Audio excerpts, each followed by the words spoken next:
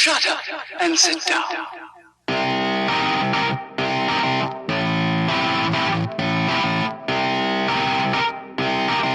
What's the story, internet? I hope everyone is having a wonderful day so far. So with this video, I wanted to continue on the topic of some of the videos that I've done in the past couple of weeks while we've been in the international break. So I did the one about the European Super League, and then I did the one about the Phoenix clubs and clubs that have been bankrupt and things like that. So today I wanted to discuss some particular owners, because there are some owners more than others that have caused a lot of problems with football teams.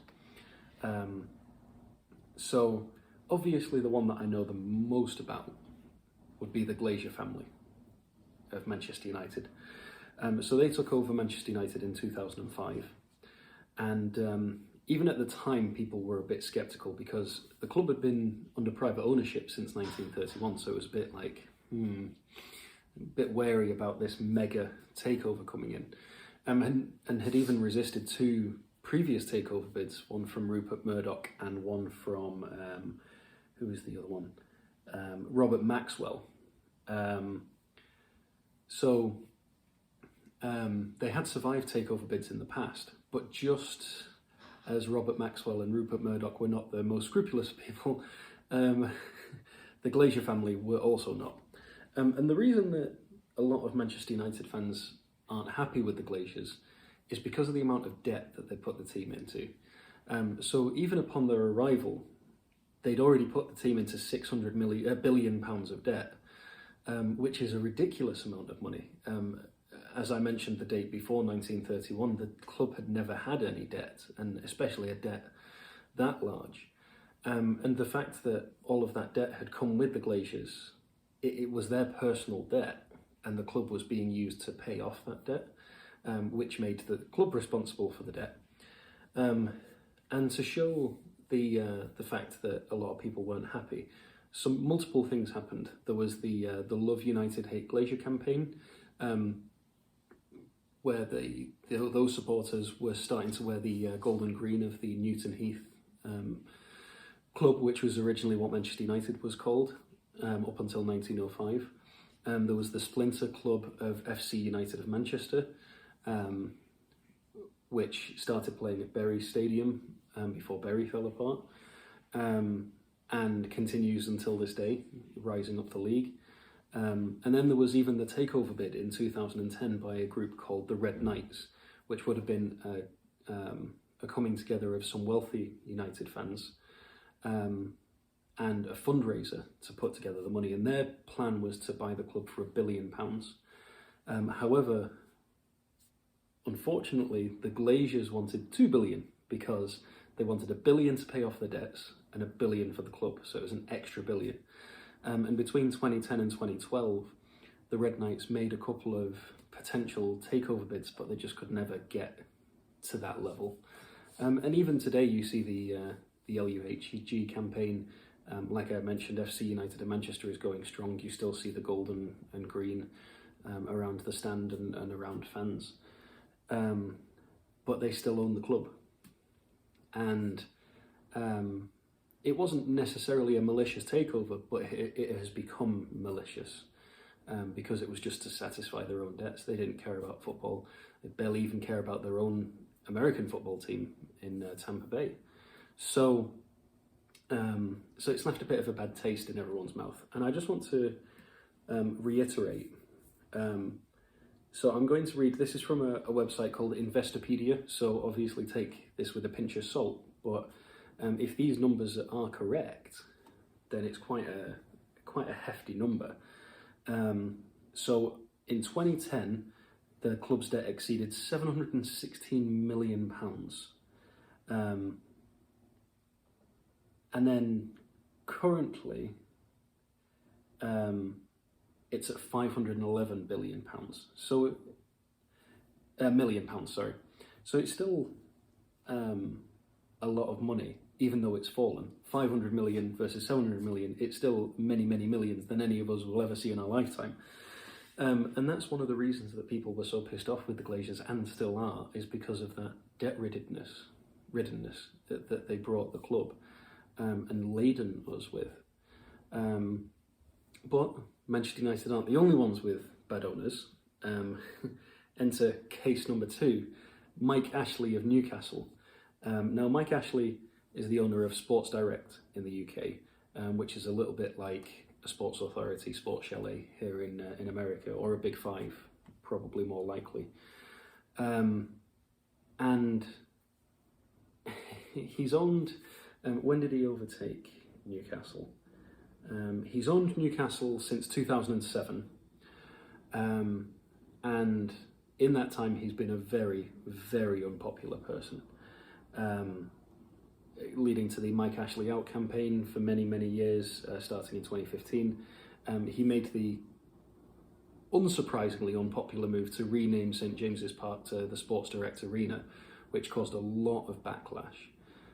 Because the thing with English stadiums, unlike American stadiums, is that they generally don't have a sponsor. Now, sometimes like Bolton's Reebok Stadium and Arsenal's Emirates Stadium and things like that, that's different. And with a new stadium, that tends to happen. However, with an old stadium, take St James's Park or Old Trafford or Chelsea Stamford Bridge, they don't have a sponsor because they've already got a name. And they're such a historic stadium that changing the name of the stadium is unheard of. A famous example of that was Hull City, when they got taken over by American ownership, and they renamed them the Hull City Tigers, and renamed the stadium after their company, and it became a hugely unpopular decision, hugely unpopular. And I don't want to say that it relegated the team, but it made the situation very untenable. And I think that's the reason that they haven't come back to the Premier League, is because of the lack of support. But Mike Ashley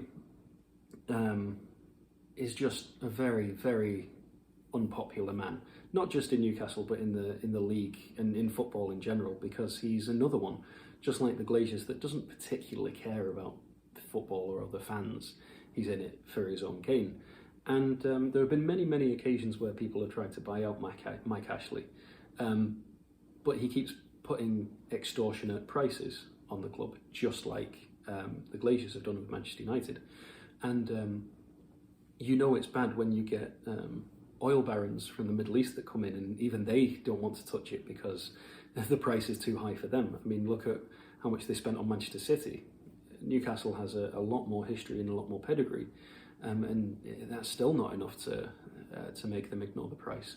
So Mike Ashley is another one who is just very, very, very bad for the game.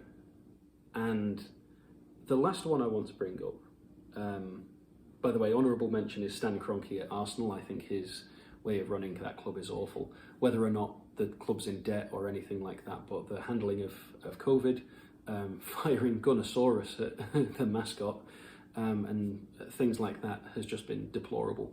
So besides anything that came before that handling has been deplorable.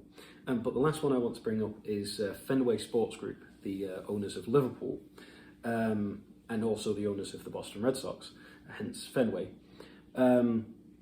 And I just think that whether or not they're good or bad owners, I want to bring them up because of their part in the Super League that I talked about last week. The fact that they're in the same ilk as the Glazers, in thinking that something like that would be beneficial for the world of football, just shows you what sort of people they are. These are the sorts of people that, yes, they may pump lots of money into the sport, but it's money without a care and without a cause. It's not money that's being put into the right direction. It's purely for a profit. And so the negatives outweigh the positives, in my opinion. And obviously that's an opinion, and everyone is entitled to their opinion, and you may disagree. But I think that while the likes of FSG and the Glazers and Mike Ashley are allowed to take part in football teams, it's only going to be a negative. Now, there have been others, for example, the owners of Portsmouth, which led to their debacle, which led to them getting relegated. The owners at Bury, which led to them being relegated and actually being disbanded as a team, and many, many other teams that have had owners that have just destroyed clubs. And fortunately, to this point, the Glazers have not been able to do that at Manchester United, just as FSG haven't done it to Liverpool. And Mike Ashley somehow hasn't done it to Newcastle. He nearly succeeded in getting them relegated multiple times. But that's because of at Manchester United, it was because of the success of Alex Ferguson and because of the history of the club and the power that the name Manchester United has. Newcastle, I think it's just because of their very, very supportive fans. They have a lot of love for that team, and I think that they have just been, by pure willpower, leading that team on. So one honourable mention I did want to make, so it's not all doom and gloom, but I wanted to bring up Leicester, a club that, in my opinion, is run the right way.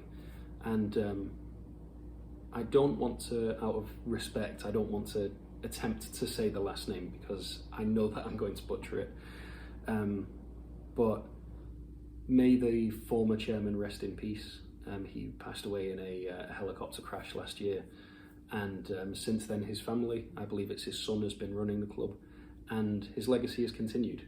And Leicester have been doing quite well this season, but not just that, but the amount that they give back to the community, the amount of care that they showed to the fans, and showed that it wasn't purely for the sake of profit. Obviously, they still made profit, and as any investor should be in the game of making profit, what's the point in owning a team unless you are just a mega fan, like if I ever had enough money to do that. But he showed the rest of the world the way to run a football team. And out of nowhere, a team that survived relegation by a singular point on the last day of the season prior, went on to win the Premier League, and by a country mile. And it was because of the aura at the club. It was a band of outcasts coming together for a common cause, and there is one man to thank for that, and that is the late chairman.